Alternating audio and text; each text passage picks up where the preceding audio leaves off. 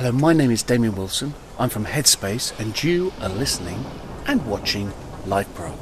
Hi, my name is also Damien Wilson. It's not, actually. Your name is not. Clearly joking. This is Adam Waitman. It was just. I'm Damien Wilson. Adam Waitman is far younger, better looking, far more successful. So, once take. Who is he? Hi, this is Adam Waitman. I'm from Headspace, and you're listening to liveprog.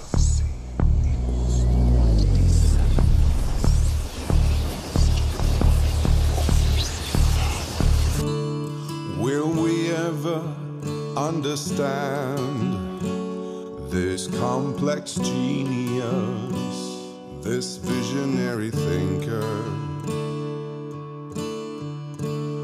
Will we ever get this close again, uniting the forces of our universe? Hey there, Marcel Haster here, the guy from liveprog, and welcome to my vinyl corner. As you can see, I created a nice little corner here for my record player and my record collection between the TV and the speaker.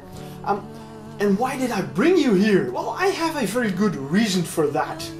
Today is December 31st, 2013. There's a good chance you will hear some fireworks in the background while I'm recording this review. I'm here to bring you some musical fireworks because I wanted to end this year with the last review I am doing, and that had to be an amazing album. That had to be something special. And given the fact that I am a big vinyl fan, although, you know, I only have a small collection, but I love it very much and I really cherish it.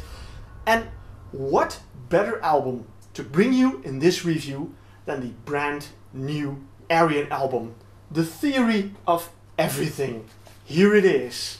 You know, I'm really holding it very carefully because it feels fantastic, this package. I really loved it. This is one from my private collection. You know, normally I get promos and all that stuff, but this one comes straight out of my private collection for the simple reason that, you know, liveprog would not be complete without a review of this album. And what an album it is. I mean, you could really make a case study out of this album because, of course, there is so much detail in it. But just look at it. I mean, it feels really heavy, and it's not as heavy as it normally is because I already have one album here on the record player, where it belongs, of course. So it's a little lighter, and it is really beautiful. You can fold it open, and there you have the pictures of everyone who is performing on this album. Once again, Arjen assembled a fantastic cast on this album.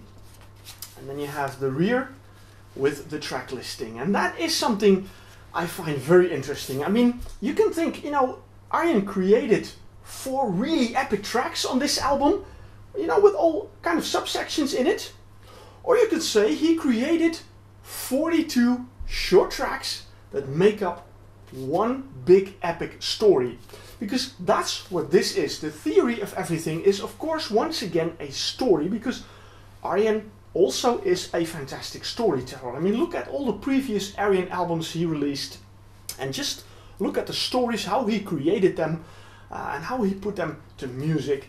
I think, you know, Ayreon is truly a genre on its own. I mean, there are a lot of people who kind of try to do what he does or do something similar, but I'll be honest, and it's not, I'm not biased in that, but this is my honest opinion. No one will ever reach the level that Arjen Lucassen does with Ayreon, and not just with Ayreon, but also with all the other projects that he has done. Now, of course, after he did the 01 album, he kind of closed the Ayreon universe, and a lot of people were wondering what's going to happen next, you know, and then he made his solo album, he made a Star One album, and people were wondering, and then he announced he was going to create a new Ayreon album. Now, of course, that was fantastic news. This album shows that his inspiration is still very active. There's still a lot to be discovered in his musical mind, and he is sharing a lot of it with us on this album. Now, I am not going to dive into all the details of this album because that would take weeks to discuss everything on this album. But let's briefly take a look at the cast, and that is something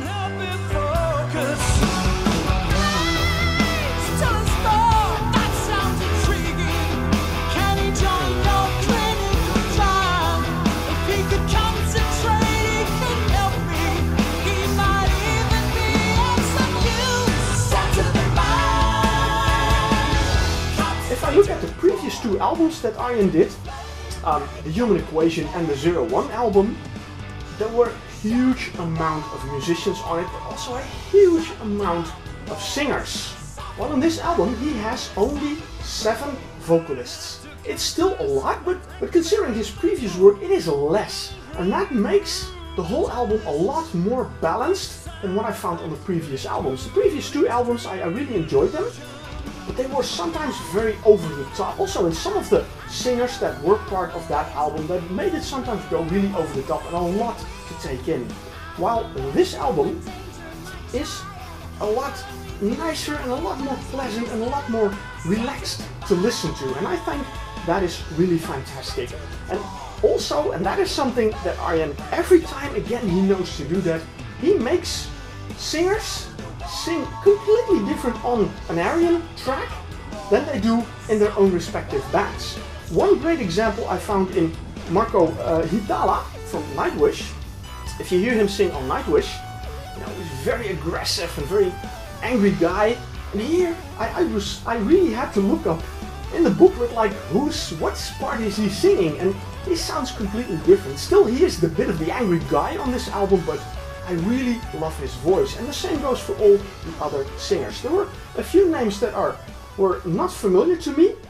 JB from Grand Magus, Sarah Squadrani from Ancient Bards, and Michael Mills from Towhider. They were unfamiliar to me, but I gotta say, listening to their voices is definitely a reason to check out their respective bands and their respective music. Tommy Karavit from Camelot. I mean, I reviewed the recent Camelot album. I liked it very much. I really loved his vocals on that. He again sings fantastic on this album. Christina Scabia from Lacuna Coil, also a fantastic singer. And again, you know, Arjen really knows how to bring the best of these singers in his music. And then John Wetton on vocals. You know, nice to hear his voice on this album as well. And also he makes a very nice addition to the whole vocal cast. Also the musicians I have a feeling they're also less than what he previously did. He worked with less guest musicians that did some parts, but he worked with some really fantastic musicians that bring an element in the music that I always love. And I'm very happy about that. And I have to mention them, the 3 of them that I find playing a very important role on this album are Ben Matot, Maaike Peters and Jeroen Goossens. Violin, cello and flute, and of course some other instruments as well, but these instruments, when you listen to that album and you listen to these parts that really bring this music to a much higher level. I really love the addition of that. I have to include Troy Donockley in that, also who recently joined Nightwish, also doing a fantastic part on this album. Now, of course, there are some big names on the album. I mean, heroes of Arjen, I know that, and it's for him. I think it's really cool that they are on the album, and I really like their parts. Keith Emerson, Rick Wakeman, and Jordan Rudess. I really like the Emerson Rudess part on the album. You know, they're completely different kind of musicians, but on this album they complement each other and it works. And again, I'd say that is the magic of Ayreon. That is the magic of Arjen Lucassen. Also Steve Hackett, you know, the guitar player from Genesis, doing a fantastic part on this album. But of course he is an incredible musician, and it's nice to have these musicians on the album, but to be very honest, they don't impress me. That's not the reason why I would buy this album. I buy this album because of the sound that Arjen Lucassen creates.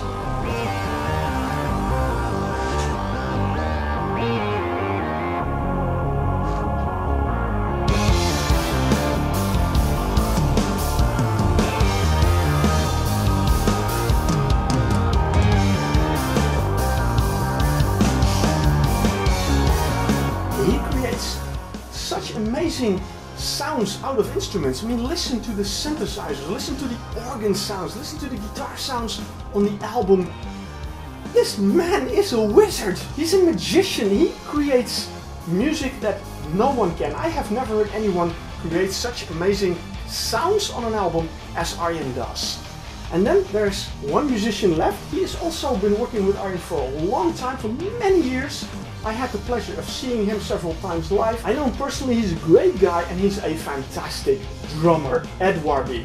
And again, I mean, his normal bands are death metal bands and really heavy, but when you hear what he does on this album, and again, you know, it is the long-term relationship that they have, that they know each other, in what way they have to create the music. And again, the drums on this album are so fantastic. Into the Electric Castle has always been my favorite Ayreon album, but now that I have heard Theory of Everything, I'm in doubt a little bit, because this album is really brilliant. It is really fantastic, and especially on vinyl. I love that very much. And there's one thing I have to show you, and I'm going to take out the other album. I'll put this one carefully away. We don't want to hurt it now. And there we have, of course, Mr. Lucassen himself. And well, it's a very scientific album, this one. I'll put this one here, but I'm going to walk up to the camera, and I hope you will be able to see it. You know, I hope you will see all the grooves on the record. That is really amazing. I mean, it is really a fantastic album, and it feels heavy, you know. That is back. I'm back in my corner. I have to carefully tuck this one away back in the sleeve. There we go. I'll put it back in here. It is not a shiny album cover. It's more of a, I don't know how do you say it. No, it's not no, it's not shiny, but it's really beautiful. And of course, how could I forget that? The artwork, the artist who did this. I mean, the nice thing is, it looks so familiar. When you see this cover, you think, hey, I've seen that before. Think back to the Electric Castle, think back to the Dream Sequencer, and think back to the Human Equation. Mr. Jeff Bertels. You know, he does a great job once again on a very, very beautiful cover. Now, that's the cool thing that you have with the vinyl. You have the huge booklet. Really amazing, with really fantastic artwork. I'm not going to show everything, but just a few parts. With the lyrics, the whole story, you can follow it. You know whose character is playing what. There we go. You know, it's really big, so you have to be at a distance to see it very well. It also says who is playing what on what parts. Like, for example, the parts of Steve Hackett and Jordan Rudess and Keith Emerson and Rick Wakeman, but also, you know, the violins and the cellos and the flutes and everything. You all find it in the booklet of the Theory of Everything. The Theory of Everything. 4 big epics, but in essence 42 tracks. 42. The Theory of Everything. Where have we heard that before? Of course, The Hitchhiker's Guide to the Galaxy. You know, the answer to life and everything. 42. Well, we know the inspiration. Arjen created a fantastic story of it. The Theory of Everything in beautiful vinyl. They had CDs with it along. That was very nice, of course. There are also other versions of this album with a DVD and with a lot more, and they bring a lot more information. But for me, I am really happy with this album. Thank you very much, Arjen Lucassen, for creating once again a masterpiece. And well, I hope in 2014, well, you will treat us to some more music. I don't know what we can expect, but we'll see, because we have a whole new year ahead of us. That's it. That's my last review of 2013. Ayreon, The Theory of Everything. The end! Well, I hope you enjoyed it. Have you heard the album? Do you have the vinyl, or do you have maybe some other version? What do you think of it? Let me know on my YouTube channel.